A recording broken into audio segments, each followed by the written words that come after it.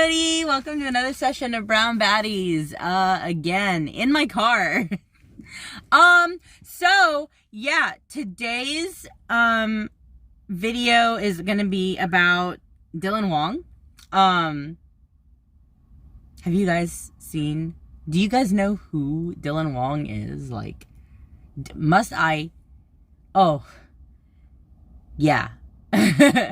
And again, I should probably say sorry because we're late on posting videos for this month. Guys, the holidays are upon us and I cannot stress enough just how busy Naomi and I are. And we just cannot collaborate or get together to shoot the videos. And I'm so sorry that it's just me. But I promise you, she'll be there. I promise. So, we just got back from Austin. We went to ACL. So, you are going to see highlights from that. Next month, when we upload and stitch everything together and edit, because we've got so much to do. But, like I said, today we are going to talk about Dylan Wang. Chinese actor. I have notes. Yeah. So, Chinese actor. He is 24 years old. Born in 1998 in December. Sagittarius, guys. But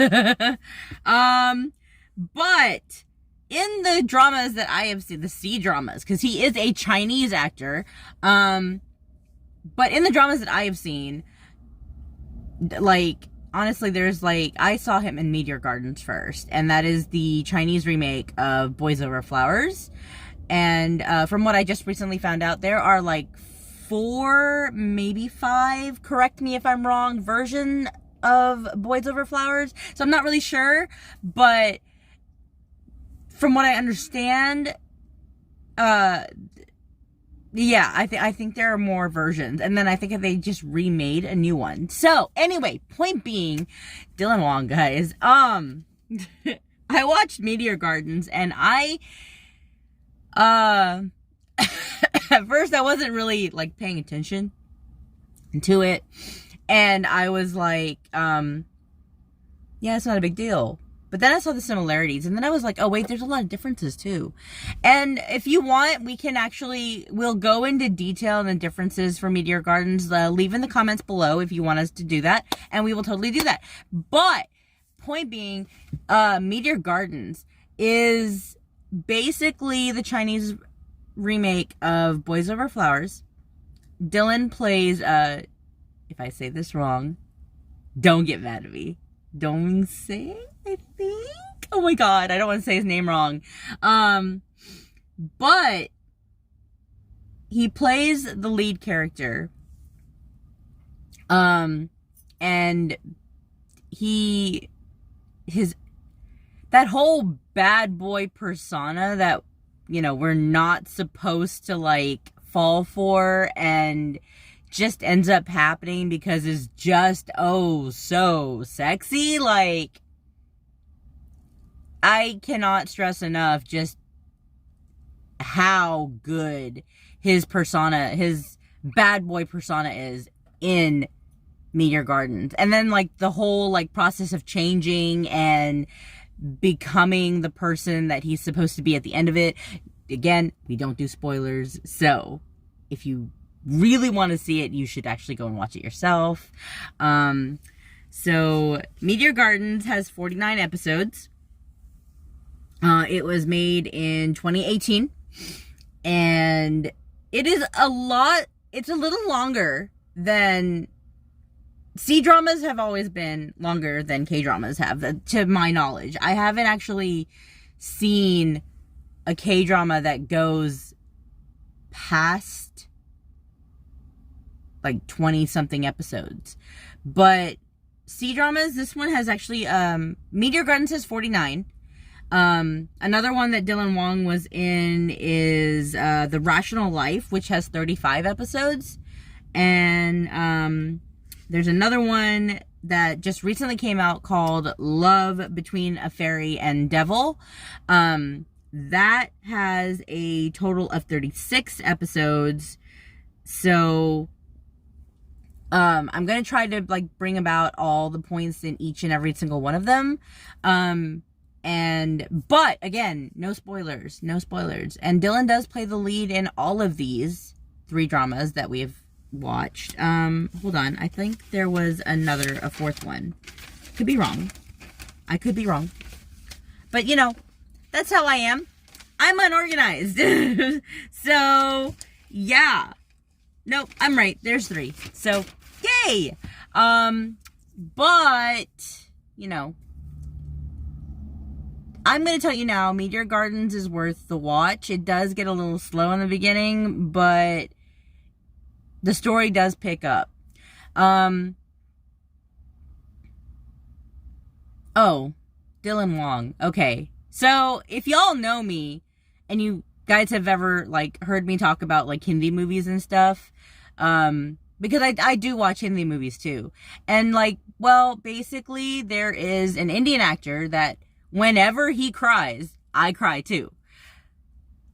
The same goes for Dylan Wang. I'm not joking, y'all. Like, seriously. In Meteor Gardens, Rational Life, and Love Between Fairy and Devil, every single time Dylan Wang cried, I cried.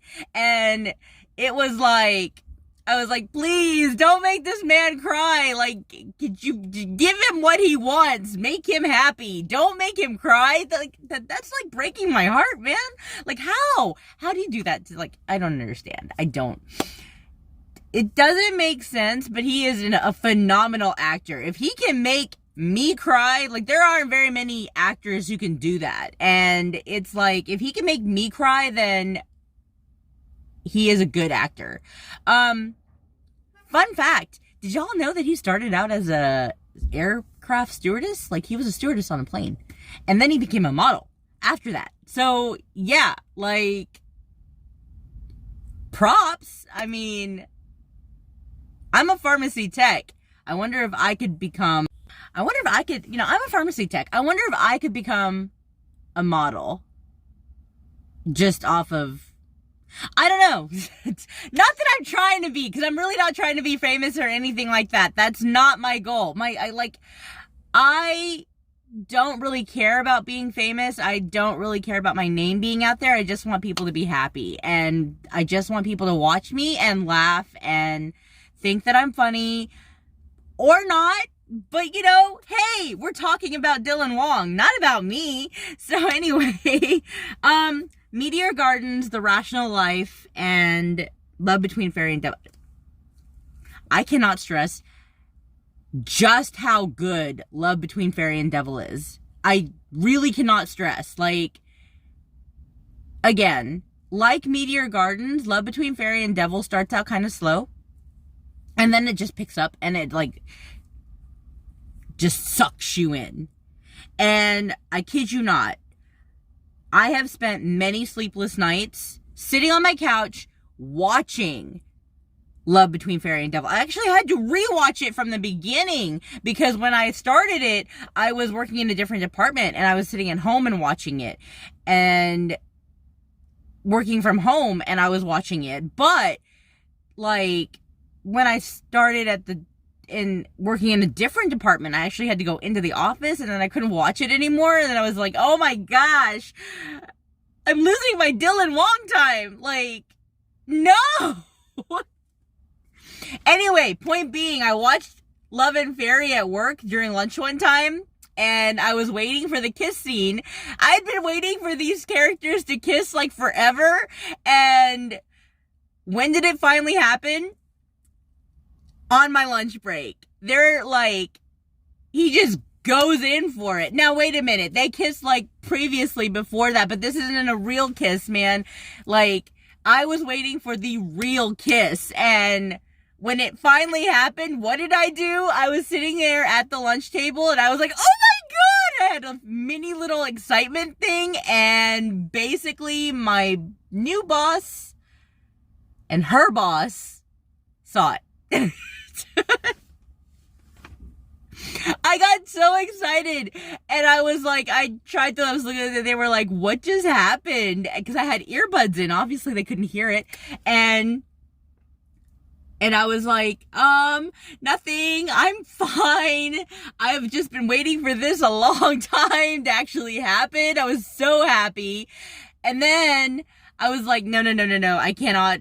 This is not a moment that should have been wasted. I like have to. So I rewatched it when I got home and I was like, yes! Mini celebration.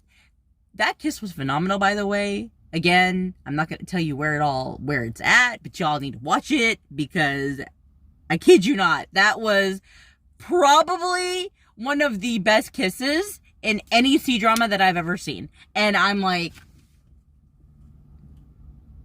not trying to diss anybody, but it's just like, if you've seen K-dramas and C-dramas, it's the whole cultural aspect of not being affectionate in public is very, very strong there. So it's really difficult for them to actually portray emotions while kissing. Again, if this sounds completely wrong and I am saying this completely wrong, please correct me in the comments below. I do not mind the feedback, but to my knowledge, I mean, even in Indian films, they don't do a lot of kissing. So when I see a kiss scene that is the way that it was shot in Love and Between a Fairy and a Demon, wow, like the mind blown kind of thing. I was like, wow, that's greatest kiss scene ever. Can I go on and on and on and on and on about that kiss scene? Probably, but then I would be giving you way too much information and then you probably wouldn't watch it. So you have to watch the kiss scene. Okay, not just the kiss scene, just go watch the whole drama because it's worth it. The story is really good. And did I laugh? Did I cry? Yes. And did I get mad at my TV several times? Like, it's just like any other K-drama that I've ever seen. So, yeah. Definitely worth the watch. All three dramas are definitely worth the watch. Rational Life does take a bit of patience. Mainly because there are some real life aspects to it that you have to be patient with. And also the cultural differences. Like, I'm in my 30s and not married. And it's just like, yeah, I get it. Same thing in The Rational Life. She's in her 30s. She's not married. And her parents think that she's like, her mother thinks that her life is going nowhere. So, these dramas are all really good. They are all worth the watch. Patience is definitely necessary when watching them. But I promise you, you're not gonna like miss. You wouldn't be wasting your time. Not miss anything. You're not wasting your time when you're watching these dramas for sure. So again, I will list them again: The Meteor Gardens, Rational Life, Love Between Fairy and Dragon, which is still on Netflix, by the way, and so is Meteor Gardens. I'm not sure about Rational Life. I can check, and I'll let you know But you know, moving on, kind of thing. The rest of this month is almost over. I have already posted about BTS and I posted about the Chronicles of Hot Asians.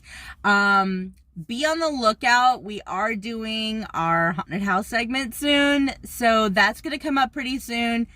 Yes, I'm terrified. Pray for me, y'all, because I'm so not ready for this at all. I'm not, but it's happening.